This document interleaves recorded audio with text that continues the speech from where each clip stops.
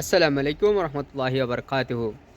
আজকে বসুন্ধরা কিংসকে এবং ওদের টিম ম্যানেজমেন্টকে অনুরোধ করতেছি এবং আপনাদেরকে বলছি যে আজকের ম্যাচে যেন আমাদের বাজ পাখি আনিসুর রহমান জিকুকে যেন না নেয়।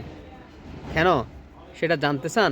অবশ্যই নেবেন না, কেননা আগামী 2 ম্যাচে ও লজ্জাজনক হারে ম্যাচে তার আজকের যেই রাত 10টায় কুয়েত এসএসসির বিপক্ষে নিয়ম রক্ষার ম্যাচের রাত 10টায় মাঠে নামবে বাসনকোটারা বসুন্ধরা কিংস।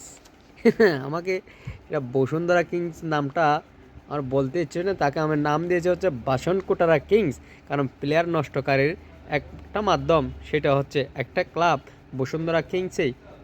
অবশ্যই আজকের ম্যাচে জিকুকে নামাতে পারে, কেননা আজকের ম্যাচের পারফরমেন্স যেন সেই খারাপ দিকে যায়, সেই জন্য লক্ষ্য থাকবে বসুন্ধরা কিংসের। যেহেতু জিকুকে নামাবে, পেশার ম্যাচে যেন জিকুকে নামাচ্ছে বা নামাতে পারে, আমি বলবো বসুন্ধরা কিংস আপনারা আজকেও যেন জিকুকে না নামালে আমরা ক্রিকেট সরি ফুটবল ভক্তরা অবশ্যই ভালো থাকবো এবং খুশি হব, যেন জিকুকে চাপের ম্যাচটি দেওয়া না হয়। সেজন্য আপনাদেরকে আকুল আবেদন বাসনকোটারা কিংস। ধন্যবাদ সবাইকে।